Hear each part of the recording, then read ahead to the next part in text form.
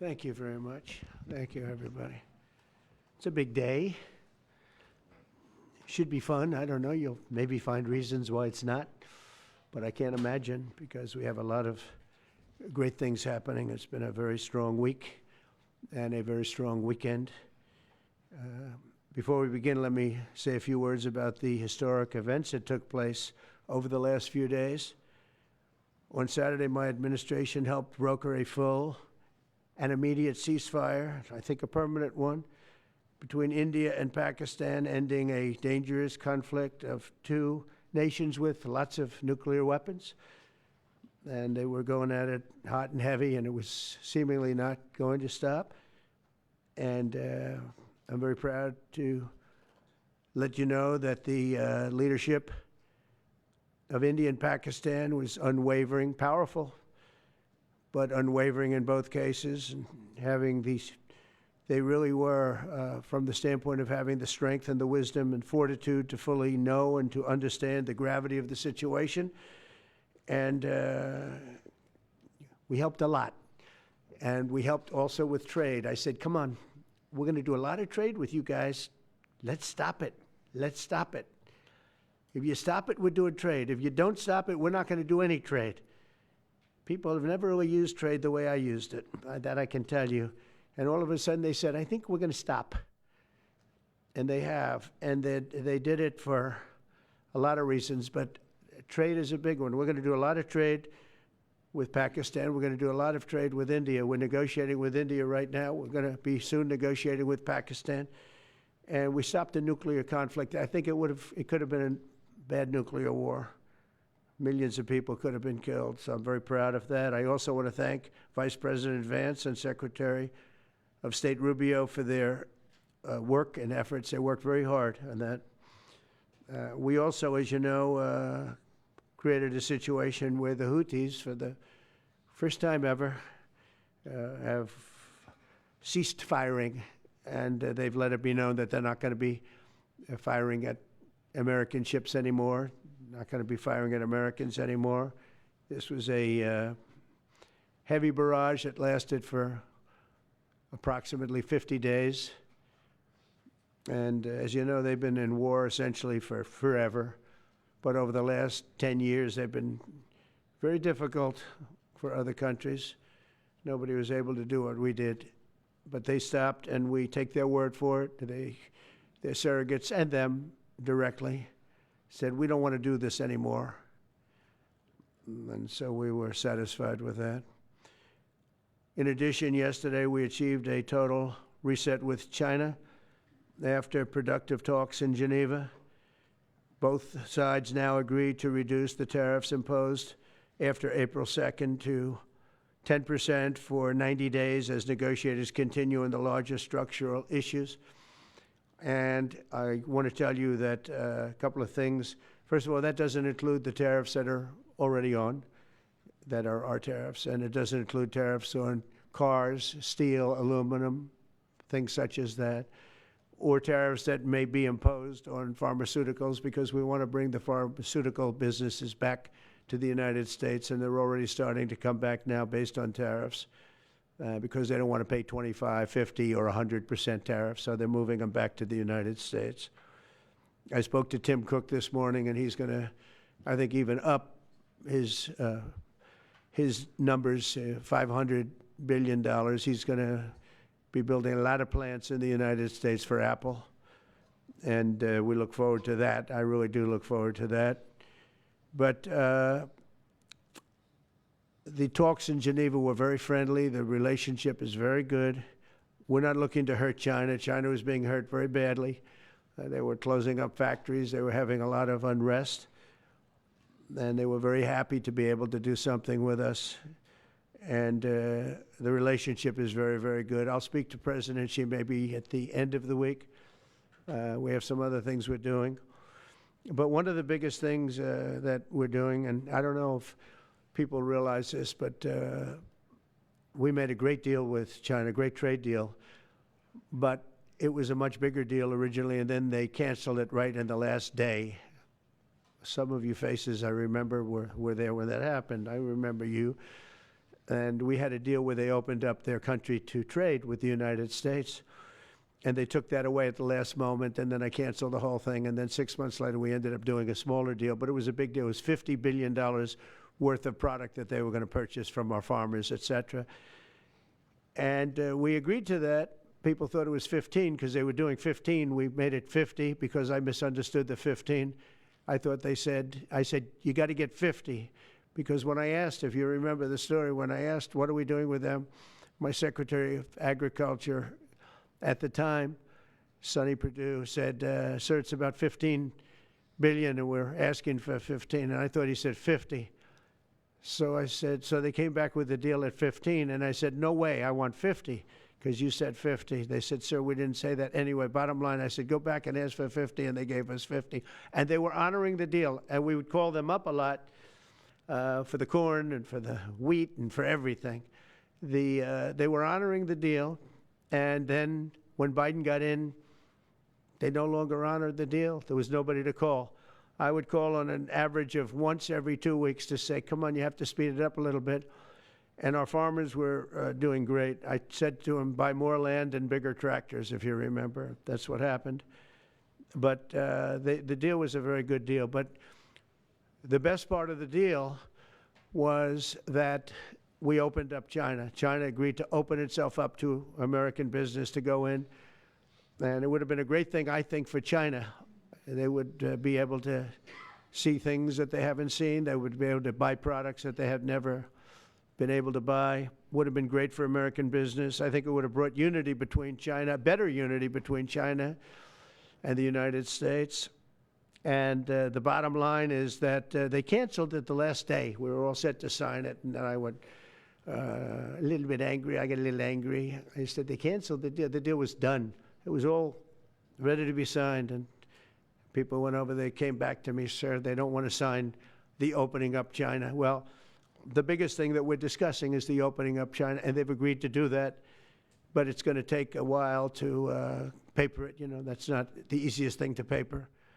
But that's the single, I think, to me, some people would disagree. Some people would say we're getting a lot of money with tariffs or whatever. But, you know, especially when you add what we already have. Because remember, we're already getting the 50% on steel and different things. That's not included in these numbers. So you can add that. But the biggest thing to me is the opening up. I think it would be fantastic for our businesses if we could go in and compete with China. It would be a lot of jobs for China. It would be, I think, at a time when they can frankly use the jobs. And that's what we're talking about. So that's a very, very important element to add. So when Scott, I watched him speak the other day, and I think he didn't want to say it, but I said, it's okay to say it. Look, if we don't get it, we don't get it. But if we don't get it, it won't be a positive thing. But if we do get it, I think it's maybe the most important thing to happen. Because if you think about it, we opened up our country to China. They have very few restrictions. And they didn't open their country to us. Never made sense to me. It's not fair. And they've agreed to open China, fully open China. And I think it's going to be fantastic for China. I think it's going to be fantastic for us. And I think it's going to be great for unification and peace. China will also suspend and remove all of its non-monetary barriers. They've agreed to do that. Well, they're very numerous. But again, to me, the biggest thing that came out of that meeting is they've agreed. Now we have to get it papered, but they've agreed to open up China. It's going to be great for everybody. And third, I'm very happy to announce that Idan Alexander, an American citizen who until recently most thought was no longer living, thought was dead, is going to be released in about 2 hours, actually. And he's going to be released before the eyes of Steve Witkoff, who has done a fantastic job. I know a lot of people that have a lot of talent. I know Steve had a lot of talent. But I know a lot of people with a lot of talent, but there's one that I thought had a special way about him, special personality. Aside from being a good deal maker, had a special way about him, and it was Steve. Knew very little about the subject matter, who does? But he learned it in about 2 hours.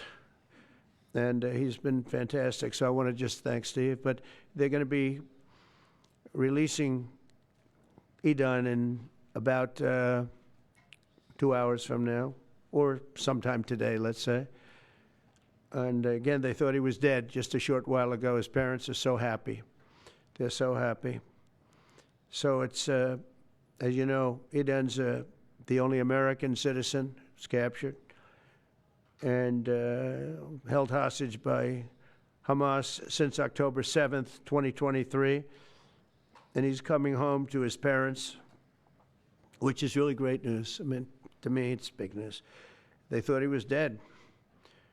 So that's that. So we'll be heading there, and we'll be seeing 3 primary countries. You know all about that: Saudi Arabia, UAE, Qatar. On Thursday's meeting with Russia and Ukraine is very important. I was very insistent that that meeting take place. I think good things can come out of that meeting. Stop the bloodshed of the horrible. It's a bloodbath. But that 5,000 more, it's really much more, I'm trying to be conservative, more than 5,000 soldiers. Russian, they're not American soldiers. They're from Russia, they're from Ukraine, but they're people. They're human souls, and they're being killed at levels that we haven't seen since the Second World War. And it's every week. A lot of drone fighting. It's a whole new form of warfare, and it's violent and vicious. And so that's it. I'd like to go back to China just for a second. They're very heavy on the fentanyl. We're charging them, as you know, 20% for the fact that they send fentanyl into our country. And they've agreed that they're going to stop that. And, you know, they'll be rewarded by not having to pay, you know, hundreds of billions of dollars in tariffs. So the fentanyl should stop. It comes from China. It's amazing. And comes through our southern border, comes through our northern border too, comes through Canada, and comes through our southern border, much more through the southern border. But so that's a very important subject to me, because everybody in this room has lost friends or people that have family members that have died of fentanyl. So there's a big incentive for China to stop, and I take them at their word. They're going to work on that, I think, very hard. And one thing, when they work on something, they get it done. So now I'm about to depart on a historic visit. Some of you are going with us to, as I said, Saudi Arabia, Qatar, and United Arab Emirates. Before I do, I'll sign one of the most consequential executive orders in our country's history. I don't think there's ever been anything signed like this, certainly not with respect to health care, nothing even close. I'm delighted to be joined on this occasion by Secretary of Health and Human Services Robert F. Kennedy, Jr., who is doing a really good job, I have to tell you that. CMS Administrator, a friend of mine, Dr. Mehmet Oz, who is an amazing guy. You know, I was telling Bobby before, Oz had a very successful show, but it hurt his reputation. Because when you're in show business, it hurts your reputation a little bit. It's good for you, but in terms of professionalism and being a doctor, it sort of hurts your reputation. This guy went to the best schools, was the best, I mean, top of the line. Then he did a television show, became a success, made a lot of money, all that stuff, but it sort of hurt him. And you know who I compare that to? I hate to say this, but a special woman, Jeanine Pirro. She was the toughest, smartest DA, maybe in our countries, in our cities and states history, New York. She was really tough, really sharp. Then she did a show, and people didn't think of her quite the same way. She became more of an entertainment person, like Oz. Oz is not an entertainer. He's not really an entertainer, if you know the real story. And she isn't either. She is unbelievable. She was one of the strongest district attorneys in the history of New York, highly respected, very tough, went after the drug dealers at a level that you don't see today anymore. And hopefully she's given up she's leaving the #1 show on cable television, one of the #1 shows on television, period, The Five, but they've got great people left behind, but she was a big part of it. And so I equated to that. Jeanine Pirro is unbelievable. FDA Commissioner Dr. Marty McCary, with a reputation that's second to none, and the job he's doing already has been fantastic. Thank you, Marty. And Director of National Institute of Health, Jay Bhattacharya, who has been, as you know, from Stanford, so highly regarded, and have all been working with us very hard on this. And the question they would ask, being a little bit new to the government aspect of it, is why doesn't somebody fight the drug price situation, meaning equalization? There's a term, it's called equalization. Nobody wants to mention that term. And I'm not knocking the drug companies. I'm really more knocking the countries than the drug companies, because they're forced to do things. But the drug lobby is the strongest lobby in this country, they say, the drug lobby. It's between that and lawyers. And they have a lot of power. But starting today, the United States will no longer subsidize the health care of foreign countries, which is what we were doing. We're subsidizing others' health care. Countries where they paid a small fraction of what, for the same drug, that what we pay many, many times more for. And we'll no longer tolerate profiteering and price gouging from Big Pharma. But again, it was really the countries that forced Big Pharma to do things that, frankly, I'm not sure they really felt comfortable doing. But they've gotten away with it, these countries. European Union has been brutal. And the drug companies actually told me stories. It was just brutal how they forced them. And European Union suing all our companies, Apple, Google, Meta. They're suing all of our companies. They end up, they have judges that are European Union-centric, and they get rewarded $15 billion, $17 billion, $20 billion, and they use that to run their operation. Not going to happen any longer, that I can tell you. So what's been happening is we've been subsidizing other countries throughout the world, not just in Europe, throughout the world. European Union was the most difficult, from what I understand. I mean, I'll tell you a story. A friend of mine who's a businessman, very, very, very top guy. Most of you would have heard of him.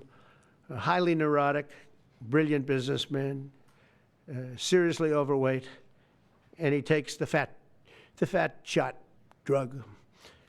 And he called me up, and he said, President, he calls me, he used to call me Donald, now he calls me President, so that's nice respect. But he's a rough guy, smart guy, very successful, very rich. I wouldn't even know how we would know this, but because he's got comments. President, could I ask you a question? What? I'm in London, and I just paid for this damn fat drug I take. I said, it's not working.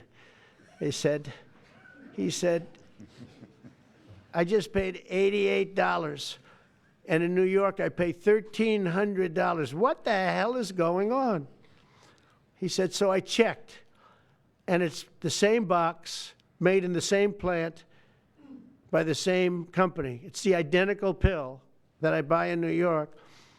And here I'm paying $88 in London. In New York, I'm paying $1,300. Now, this is a great businessman, but he's not familiar with this crazy situation that we have. But he was stunned. But it was just one of those stories. And I brought it up with the drug companies, represented by somebody who's very, very smart, good person too. And we argued about it for about half hour, and then finally he just said, because they can't justify it, he just said, look, you got me. I can no longer they've been justifying this crap for years. They said, oh, it's research and development. Well, I said, well, research and development, other countries should pay research and development too. It's for their benefit. It was just one of those things. And the other countries would set a price, and they'd meet the price, and they'd say, if you don't meet the price, you can't sell it in our country. I said, well, then you walk away, and, they'll call you back, and they'll sell it in the country. But now they'll have to do that. So for the first time in many years, we'll slash the cost of prescription drugs, and we will bring fairness to America. Drug prices will come down by much more, really, if you think. 59, if you think of a drug that is sometimes 10 times more expensive, it's much more than the 59%, it depends on the way you want to analyze it, but in one way you could analyze it that way. But between 59 and 80, and I guess even 90%. So when I worked so hard in the first term, and if I got prices down, remember I was the only one to ever get prices down for a full year, but I'd get them down like 2%, and I thought it was like a big deal. Well, we're getting them down 60, 70, 80, 90%, but actually more than that if you think about it in the way mathematically. And farmer has to say, we're sorry, but we'll not be able to do this any longer to these countries that have been so tough. They've been very tough, nasty. It's trade. It's trade. And pharma is also very powerful. And the Democrats have protected pharma. The Democrats, this is the Democrats have protected pharma. These are the Democrats. And by the way, I just called the Speaker of the House, and I just called the leader, our leader in the Senate, John Thune, Mike Johnson. Spoke to both of them. I said, when you score, you're going to have to score two things. You're going to have to, number one, score that hundreds of billions of dollars of tariff money is coming in. But even bigger than that, you're going to have to score that your cost for Medicaid and Medicare and just basically pharmaceuticals and drugs is going down at a level that nobody has ever seen before. It'll pay for the Golden Dome. I see the Golden Dome is there, see? That'll easily pay for the Golden Dome. And we'll have a lot of money left over. We need the Golden Dome, by the way, in this world. Although this world's a lot safer today than it was a week ago, and a lot safer than it was 6 months ago. We had people that had no clue what they were doing. So today Americans spend 70% more for prescription drugs than we spent in the year 2000. Think of that. Our country has the highest drug prices anywhere in the world by sometimes a factor of 5, 6, 7, 8 times. It's not like they're slightly higher. They're 6, 7, 8 times. There are even cases of 10 times higher. So that you go 10 times more expensive for the same drug, that's big numbers. Even though the United States is home to only 4% of the world's population, pharmaceutical companies make more than 2/3 of their profits in America. So think of that. With 4% of the population, the pharmaceutical companies make most of their money, most of their profits from America. That's not a good thing. Now, I think, by the way, I have great respect for these companies and for the people that run them. I really do. And I think they did one of the greatest jobs in history for their company, convincing people for many years that this was a fair system. And nobody really understood why, but I figured it out. For years, pharmaceutical and drug companies have said that research and development costs were what they are, and for no reason whatsoever. They had to be borne by America alone. Not anymore, they don't. This means American patients were effectively subsidizing socialist healthcare systems in Germany, in all parts of the European Union. They were the toughest of all. They were nasty. And I see that. I see that with trade, too. European Union is in many ways nastier than China, okay? And we've just started with them. Oh, they'll come down a lot. You watch. We have all the cards. They treated us very unfairly. They sell us 13 million cars. We sell them none. They sell us their agricultural products. We sell them virtually none. They don't take our products. That gives us all the cards, and very unfair. So they're going to have to pay more for health care, and we're going to have to pay less. That's all it is. And believe it or not, because it's really the world we're talking about, not just the European Union, but because it's the world, the numbers are for the healthcare company not as bad as you would think. They'll make the same. I think the healthcare companies should make pretty much the same money. I really don't believe they should be affected very much, because it's just a redistribution of wealth. It's a redistribution where it could be the same top line, but it's going to be distributed differently. Europe's going to have to pay a little bit more. The rest of the world's going to have to pay a little bit more, and America's going to pay a lot less. Again, because it's a much smaller population than when you think of the whole world. So basically what we're doing is equalizing. There's a new word that I came up with, which I think is probably the best word. We're going to equalize, where we're all going to pay the same. we're going to pay what Europe's going to pay. We're going to all pay. Now, there may be some countries in dire need, and I would be willing to sacrifice that and help them. But it's called most favored nation. We are going to pay the lowest price there is in the world. We will get whoever is paying the lowest price, that's the price that we're going to get. So remember that. So we're no longer paying 10 times more than another country. Whoever is paying the lowest price, we will look at that price and we will say that's the price we're going to pay. Most favored nations, that's what it is. One breast cancer drug costs Americans over $16,000 per bottle, but the same drug from the same factory, manufactured by the same company, is 1/6 that price in Australia and 1/10 that price in Sweden. 1/10 for the identical product. A common asthma drug costs almost $500 here in America, but costs less than $40 in the United Kingdom. So $40 in the United Kingdom, which is where this gentleman told me he paid a small amount for his shot. But think of that. So $40 versus $500 here. That's not even bad. There are much worse examples. And the weight loss drug, Ozempic, costs 10 times more in the United States than in the rest of the developed world. 10 times more. Why? Why? What did we do? Suckers. But we never had a president that had the courage to do this. And nobody knew the system like I do. I mean, I've gotten to know this system so well. And I don't think it's fair that it benefits Obamacare. Obamacare is a failure. It's not a good health care. It works. I made it work. I had an obligation to make it work, or an obligation to let it die. I chose that we had to make it work. I had to make it as good as possible. And I had a choice. I could have let it fail or make it as good as possible. As good as possible means it was still not very good, but it survived. And we did the right thing. But this makes everything work. And I don't want to have a bad form of health care work because of the fact I was able to cut drug prices by 80 or 90%. So we're going to maybe come up with something. I think this gives the Republicans a chance to actually do a health care that's much better than Obamacare and for less money, which if you guys would work on that along with Congress. But I do want to say that Democrats could have done this a long time ago. They have fought like hell for the drug companies, and they knew they were doing the wrong thing. And it's going to be very hard. I was just telling the leader and the speaker that it's going to be very hard for the Democrats to vote against the one big, beautiful deal. The greatest tax cuts in history, greatest everything, but now you have the big drug prices because that's going to be included.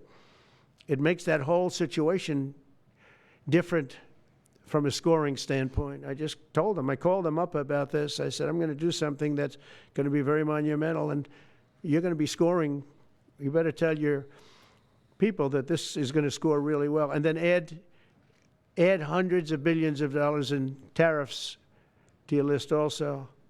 But as big as the tariffs are, this is something that really hits quickly.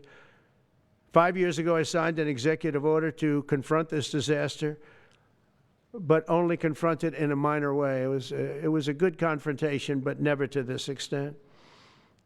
And it took people a little while to understand a very complicated system. But Joe Biden, without any knowledge of what he was doing, terminated the policy and then pretended to negotiate under a new system. And then you take a look, 5 out of the 10 drugs that he negotiated are now over 200% more expensive in America than the rest of the world, and far more expensive than when he even got involved. Much more expensive than when he got involved. Joe Biden's plan was as you know, because you wrote about it, you don't say it very loudly, but it was a very big failure, was his whole presidency. First, I'm directing the U.S. Trade Representatives and Department of Commerce to begin investigations into foreign nations that extort drug companies by blocking their products unless they accept bottom line and very low dollar amounts for their product, unfairly shifting the cost burden onto American patients. And we'll be taking a look at that very strongly. The biggest thing we're going to do is we're going to tell those countries, like those represented by the European Union, that, that game is up, sorry. And if they want to get cute, then they don't have to sell cars into the United States anymore. It's a very big subject. And they won't get cute, because I'll defend the drug companies from that standpoint. They were given a price by the European unions and other countries. This is what you do. This is what we're going to pay. We're not going to pay any more. Let America pay the difference, because there was a big shortfall. Let America pay it. And that's what we did, but we're not doing it anymore. Next, my administration will secure what we're calling most favored nations drug pricing. The principle is simple. Whatever the lowest price paid for a drug in other developed countries, that is the price that Americans will pay. And we're using the term other developed countries because there are some countries that need some additional help, and that's fine. I think that's very good. Some prescription drug and pharmaceutical prices will be reduced almost immediately by 50 to 80 to 90%. Big Pharma will either abide by this principle voluntarily or will use the power of the federal government to ensure that we are paying the same price as other countries.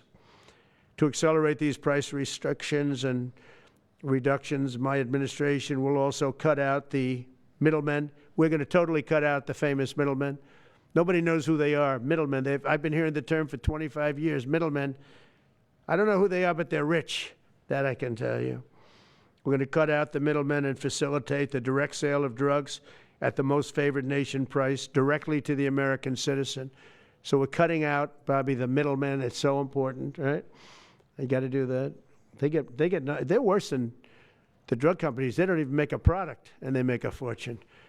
It's very smart business people, that I can tell you. If companies make no significant progress toward most favored nation pricing, which we will insist that they do, so I think I'm wasting time talking about it. We're going to insist upon it.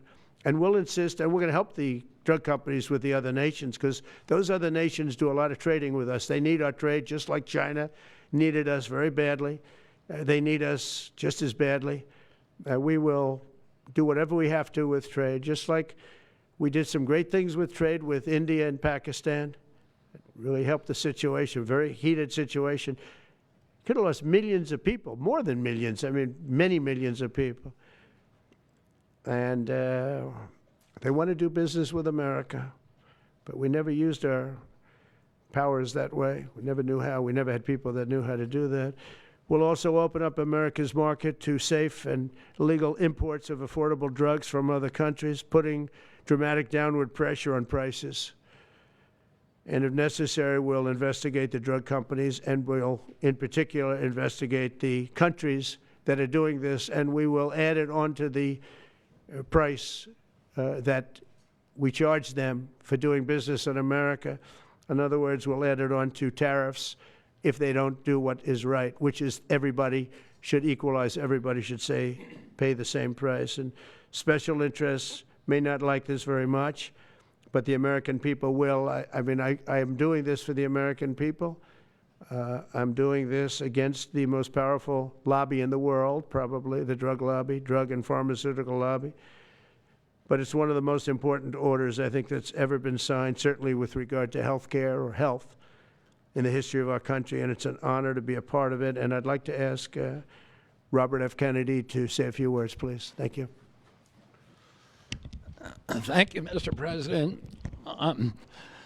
This is an extraordinary day. This is an issue that, I grew up in the Democratic Party, and every major Democratic leader for 20 years has been making this promise to the American people. This was the fulcrum of Bernie Sanders' runs for presidency, that he was going to eliminate this discrepancy between Europe and the United States. But as it turns out, none of them were doing it. It's one of these promises that politicians make to their constituents, knowing that they'll never have to do it. And the reason they'll never have to do it is because they know that Congress is controlled in so many ways by the pharmaceutical industry. There's at least one pharmaceutical lobbyist for every congressman, every senator on Capitol Hill, and every member of the Supreme Court. By some estimates, 3. Pharmaceutical companies, the industry itself spends 3 times what the next largest lobbyist spends on lobbying. So this was an issue that people talked about, but nobody wanted to do anything because it was radioactive. They knew you couldn't get it by Congress. We now have a president who is a man of his word, who has the courage. President Trump was taking money from the pharmaceutical industry too. I think they gave you $100 million. But he can't be bought, unlike most of the politicians in this country. And he is standing here for the American people. I don't know what, there's writers like Lord Elizabeth Warren or Robert Reich who are saying that President Trump is on this side of the oligarchs. There has never been a president more willing to stand up to the oligarchs than President Donald Trump. And I'm very, very proud of you, Mr. President, for your courage, I'll say, because I don't want to be crude, your intestinal fortitude, your stiff spine, and your willingness to stand up for the American people.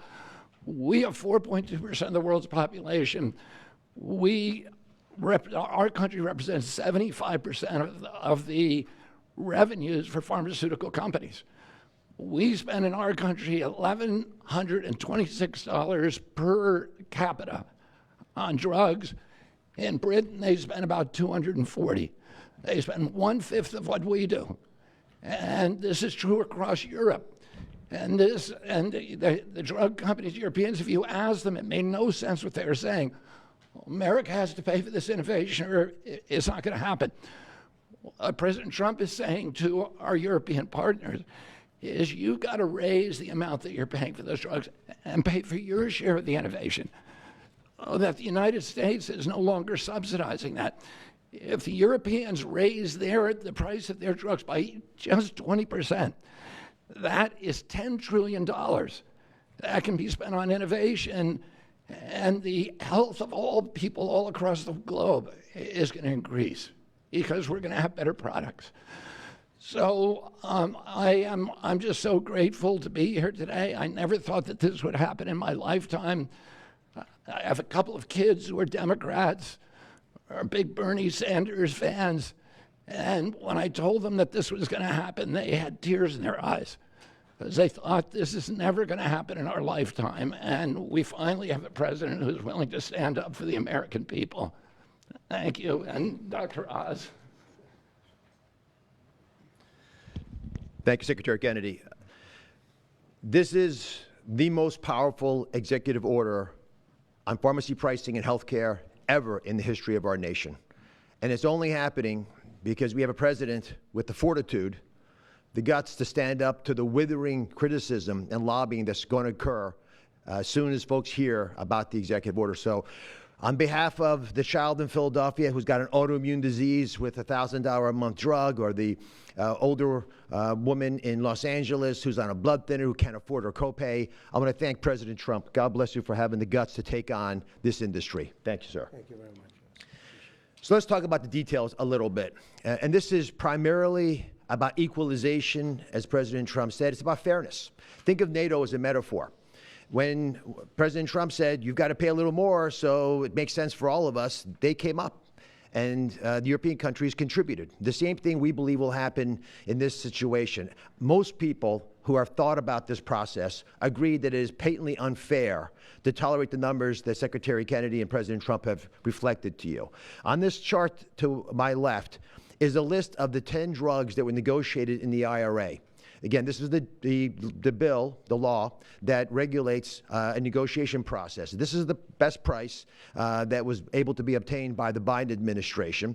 And if you look at these numbers, they actually reflect how much on top of the most favored nation price was being paid by the United States. So the closest to me, and Bob, you can point to the Jardians, the closest one, 289%, the one that's closest to you.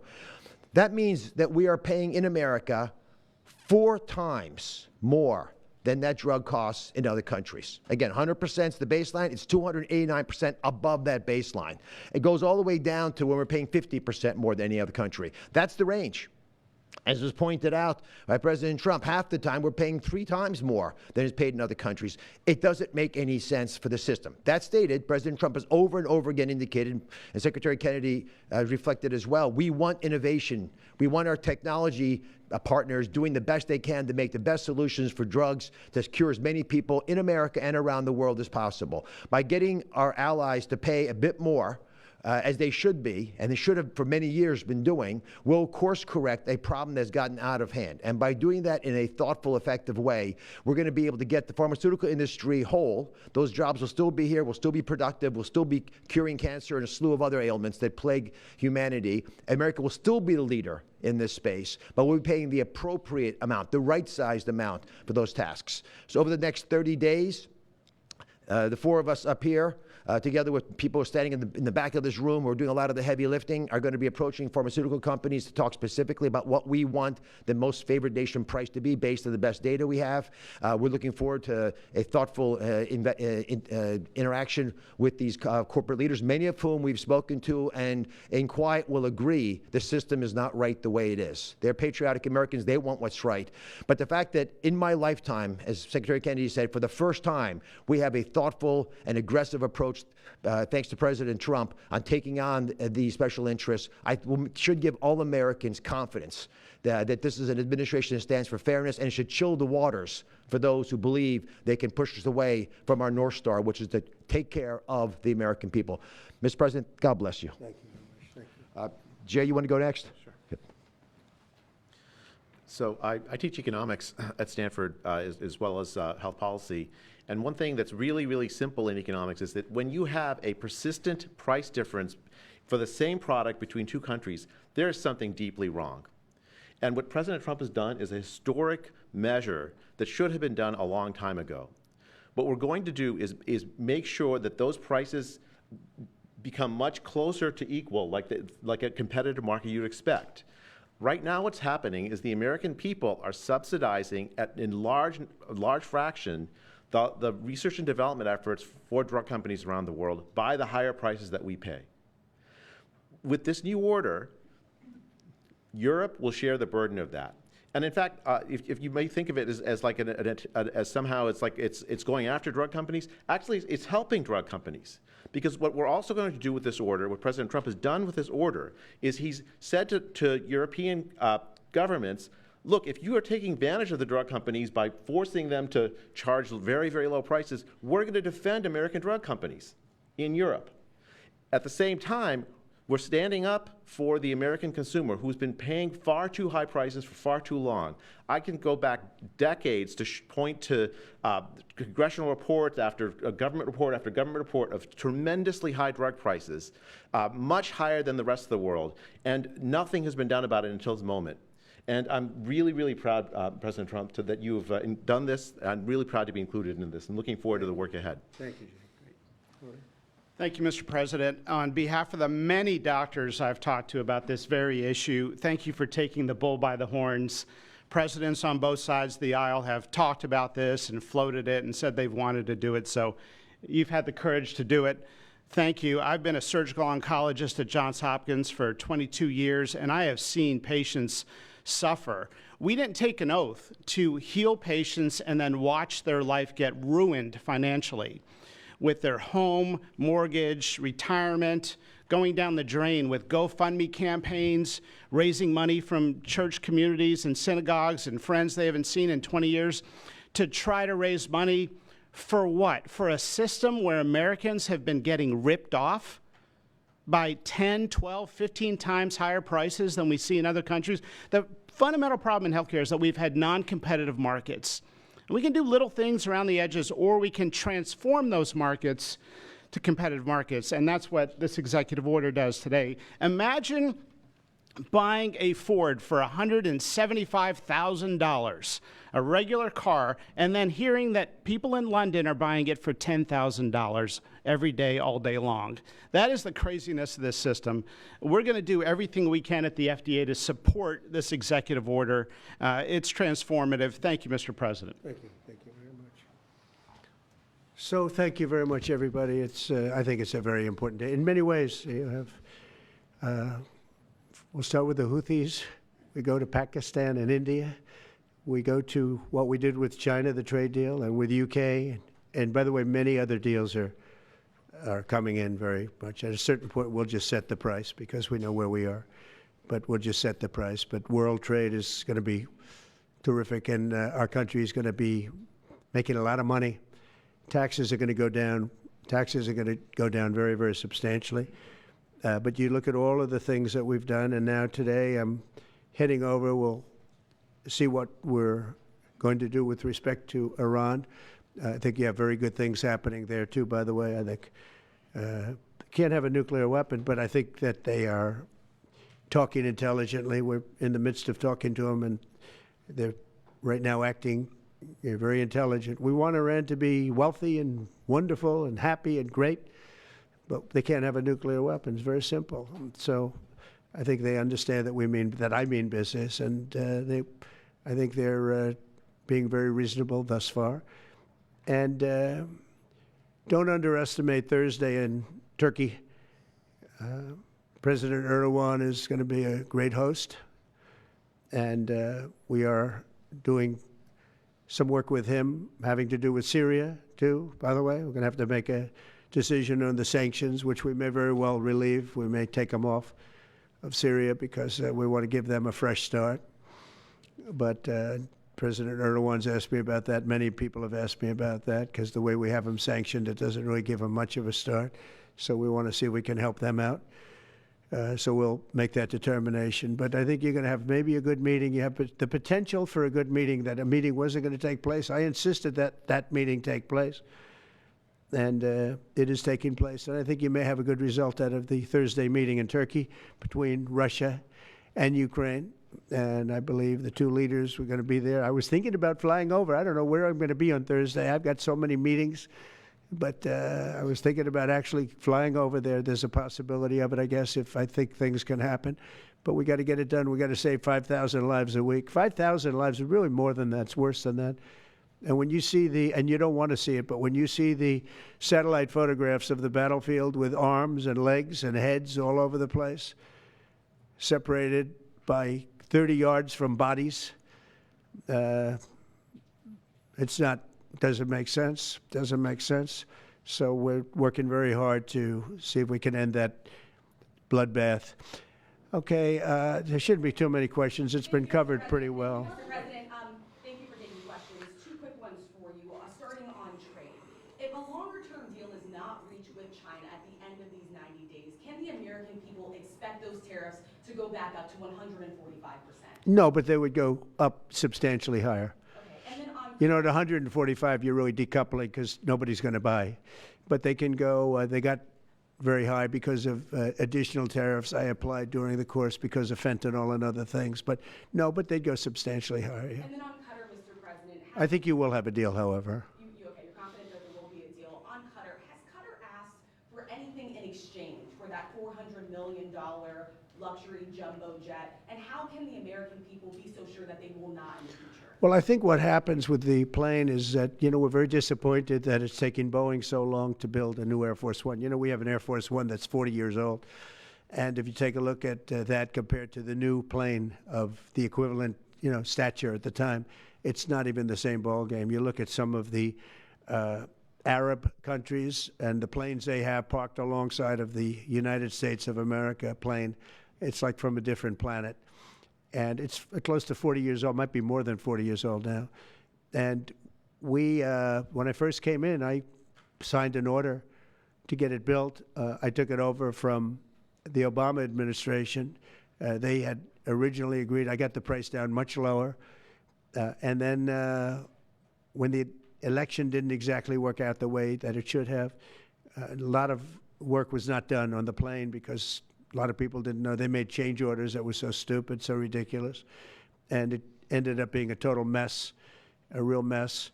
And when I came back, I said, by the way, what's going on with the Boeings that are coming in? Well, sir, they're way behind. And they are. They're way behind. They were way behind. Another mess that I inherited from Biden. And it's going to be a while before we get them.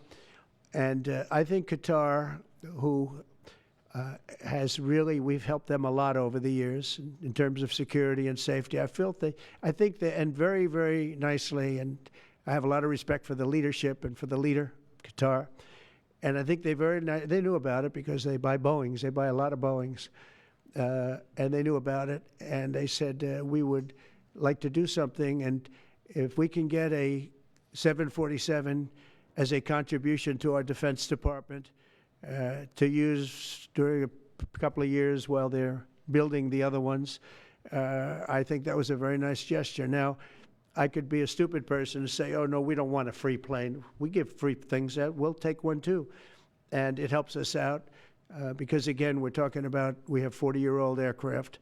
The money we spend, the maintenance we spend on those planes to keep them tippy-top is astronomical. You wouldn't even believe it. So I think it's a great gesture from Qatar. I appreciate it very much. I would never be one to turn down that kind of an offer. I mean, I could be a stupid person and say, no, we don't want a free, very expensive airplane. But I thought it was a great gesture. And I think it was a gesture because of the fact that we have helped and continue to, we will continue to, all of those countries, Saudi Arabia, UAE, Qatar, and others. We keep them safe. If it wasn't for us, they probably wouldn't exist right now. And I think this was just a gesture of good faith. And I don't get it. Someday it'll be like Ronald Reagan. They decommission them. You know, they get to a certain age, they decommission them. It'll go to my library. They're talking about going to my library in years out. But I thought it was a great gesture. And it's something that was done by Ronald Reagan. They actually decommissioned the plane, and he put it in his library. And it actually has made the library, I think, a Boeing 707. It's actually made the library more successful. So it was good. Do you plan to use the plane after you leave office? No, I don't. No, it would go directly to the library after I leave office. I wouldn't be using it. No. Mr. President, on the hostage, you said that the release of the American hostage, Adam Alexander, is a step in good faith to end this war. Do you expect any progress, or perhaps announcement on ceasefire during your trip to the Middle East? We hope that we're going to have other hostages released too, as you know. So when I met with the hostages 3 weeks ago that were there for quite a while, you remember the 10 people that came in, mostly young people. 1 or 2 were a little bit older. They were explaining the trials and tribulations. I mean, they went through hell. And I said, how many are there? They said 59. I said, that's a lot. I didn't realize, because we got a lot out. You know, we got a lot of hostages out, I think you will acknowledge. They said 59, but then they said, they followed that up by saying 59, of which 24 are living, the rest are dead. But the people whose son, mostly son, I think one daughter in this case, but mostly sons are there, or husbands are there, those people want the dead bodies as much as they want the live body. I have a mother that calls me, but came up to me when I first met her, and she said, sir, please get my son out. He's dead, but they have his body. And I asked her about that, and it's as though he were alive. The level of wanting that body back is the same. It couldn't be any more, as though he were alive. So, you know, getting the bodies back is very important. That could be a thing having to do with the religion. It could be same. I was amazed at the level of importance. It's the same as if the son or husband or whatever was alive. So they said 59. In fact, they came in with a number 59 written out on like a sign on their chest. But they came to thank me for getting them out. And I said, what does the 59 mean? They said, well, that means there are 59 people.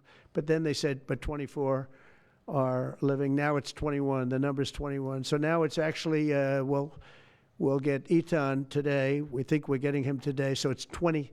So they have 20 live hostages there. The rest are dead bodies. Mr. President, are you open to negotiating your tariffs on cars, steel, and aluminum with China or any other country? Well, we're not even talking about that. We're bringing the car business back into this country. We have commitments, and not only commitments, they've already started construction on many plants. They've left Mexico in a few cases. In a few cases, they've left Canada. They're not going to build in Canada. They're going to build here because we have the market. And the tariffs, have been amazing. The election and the tariffs. November 5th was a big day, and on top of that, of course, you wouldn't have the tariffs without the election, I guess, if you look at it. But we have at least 11 committed massive car factories that are going to be built, that are in the process of being built. And some are going through, some have actually started. We also have renovations of existing factories where they weren't utilizing the full factory from years gone by, and now they're under full renovation. They'll be opening up full factories in a very short period of time. Our car industry is, I think we're going to have the #1 industry. You know, if you look at Japan and these others, they do tremendously with cars, and they can do that too. But you know, if they want to sell cars in the United States, they're going to have to build factories in the United States, because I'm interested in cars for the United States. Now, one other thing is, in our tax bill, we're giving not only no tax on tips, no tax on Social Security, no tax on overtime, but also we're going to get a deduction for people that borrow money to buy a car if it's made in America. If it's not, we have no interest. On the meeting between President Putin as well as President Zelensky, if President Putin doesn't show up to these talks in person in Turkey, will you join Europe in putting higher sanctions on If I felt it would be important toward getting the deal done, I'm the one that insisted on the meeting. They couldn't get a meeting because one said ceasefire, one said no ceasefire. It was going back and forth. I said, look, at this point, we got to stop it. Just go to the meeting. The meeting's been set. Go to the meeting on Thursday. And if I thought it would be helpful, I don't know where I'm going to be at that particular point. I'll be someplace in the Middle East, but I would fly there if I thought it would be helpful. Yeah, please. Refugees. I want to ask you about South African refugees. Dozens of Afrikaners who claim discrimination in their home country are heading to the United States, Right. where your administration is going to welcome them as refugees. Now, this comes as you've halted virtually all refugee admissions for people fleeing famine and war from countries like Sudan and the Democratic Republic of Congo. Why are you creating an expedited path into the country for Afrikaners but not others? Because they're being killed, and we don't want to see people be killed. Now, South Africa leadership is coming to see me, I understand, sometime next week.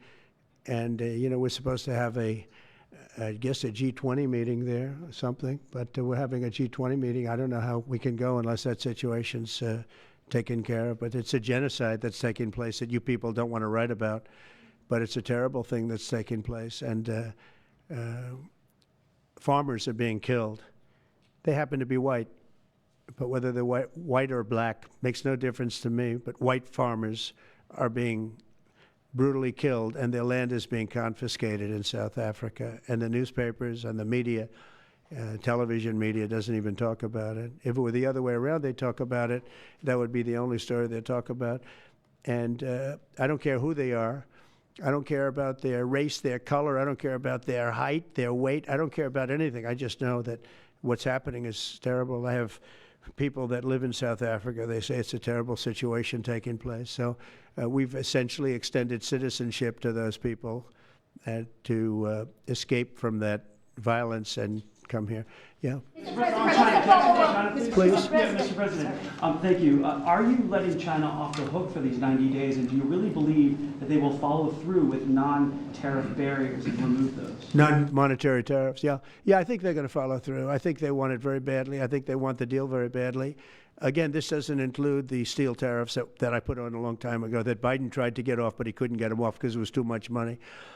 You know, I took in hundreds of billions of dollars from China, what a lot of people don't know, but we put on the tariffs originally. And if I didn't do that, we wouldn't have a steel industry today. Now we have a thriving steel industry. It'll be thriving much more with what we're doing because this is the next level. But it doesn't include that, doesn't include cars, doesn't include pharmaceuticals when we do that. And the reason we're doing that will be to get them to come back in the country. You know, there are, again, I always say it because a lot of people forget, but if a company like Eli Lilly, which is making a massive investment in the United States right now. They're building many, many plants. They've already started like 7 of them, many plants, but they are not going to be tariffed.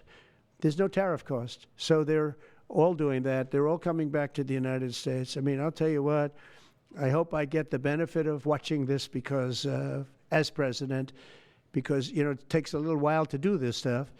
And we're doing it early in the administration. if you think of it, we have, I believe, if you look at the real total, it's over $10 trillion committed for plants and factories. Other administrations haven't had $1 trillion over a 4-year period, even over an 8-year period. We have over $10 trillion committed in one form or the other over 2 months. Give me a break. I'm here to hear 3, but let's give me a break on the first month. We want to get acclimated. But, you know, but if you think about it, it's really 2 months. And so in 2 months, we have an investment already of over $10 trillion. And other presidents haven't had that done over a year, over 4 years in some cases. It's unprecedented. There's never been anything like it. It's a very exciting time in America. Thank you very much, everybody. Thank you. Who's in charge of the budget bill while you're gone, sir? I'll sign that, yeah. Mr. President, are you ready to impose sanctions on Russia if Putin doesn't agree with the 30-day I have a ceasefire? feeling they're going to agree. I do. I have a feeling. And who's in charge of the budget bill? Let's see what happens. No European countries Who's in charge of the budget bill in the negotiations? negotiations. The budget bill negotiations are taking place. Who in your administration is in charge of that while you're gone? Is it Everybody, JD Vance, Bobby, President? from the standpoint of medical, this group behind me, I mean, I think it's the best group ever assembled. In terms of medical, I think you're going to see a tremendous cut. I don't think, I mean, I know you're going to see it in Medicaid and Medicare. That cut will be massive because drugs are 50-60% of the cost. So Medicaid costs are going down and Medicare costs are going down because of what we're doing today. And there's no, it's not like, oh, gee, well, maybe it won't happen. It's going to happen because the other countries have no choice. Now, the drug companies are going to have to say, listen, if you don't pay more, we're not going to give you the drug, and they're willing to do that. So that's it. They have to, we have to equalize. Mr. President, what is price controls? Say it? How do you respond to the fact that this? It's not price control, no, no. What was, price control is before. If you want to talk about, price control is what they were doing. They were making us pay. They set a price, and they said, here's what we're going to pay, and anything else charge America. Because at that time, they had a very stupid president, and it really went crazy during the last 4 years. And remember this, the Democrats are the ones that allowed this to happen. They were the ones that were the protector of this pricing system. And I think it's going to be very hard. You'll have to ask Democrats, are they going to vote against the one great, big, beautiful deal that's being negotiated now, tax cuts, et cetera? We're now on top of the tax cuts and regulation cuts, all the things. Now you're going to say that the price of your medicine is going down by 60, 70, 80%. You're going to vote against it? I think a lot of Democrats are going to be forced to do something that their leaders are going to beg them not to do, and that's vote for the bill. I don't see how they can vote against it. How can they vote against it when drug prices, drugs and pharmaceuticals are going to be down 70, 80%? It's going to be very interesting. Mr. President, what do you say to people who view that luxury jet as a personal gift to you? Why not leave it behind? You're ABC fake news, right? Why Because not? only ABC, well, a few of you would. Let me tell you, you should be embarrassed asking that question. They're giving us a free jet. I could say, no, no, no, don't give us, I want to pay you $1 billion or 400 million or whatever it is. Or I could say, thank you very much. You know, there was an old golfer named Sam Snead. Did you ever hear of him? He won 82 tournaments. He was a great golfer. And he had a motto, when they give you a putt, you say, thank you very much. You pick up your ball and you walk to the next hole. A lot of people are stupid. They say, no, no, I insist on putting it. And then they putt it and they miss it. And their partner gets angry at them. You know what? Remember that, Sam Snead. When they give you a putt, you pick it up and you walk to the next hole and you say, thank you very much. Respectfully, sir, as a businessman, some people may look at this and say, have you ever been given a gift worth millions of dollars and then not received anything? It's not a gift to me, it's a gift to the Department of Defense. And you should know better, because you've been embarrassed enough, and so has your network. Your network is a disaster. ABC is a disaster. Here is the bill. Bobby, come on over here. Now you're talking about trillions and trillions of dollars. Thank you very much, everybody. Mr. President, a quick question about Turkey. Thank you very much. Thank you, sir.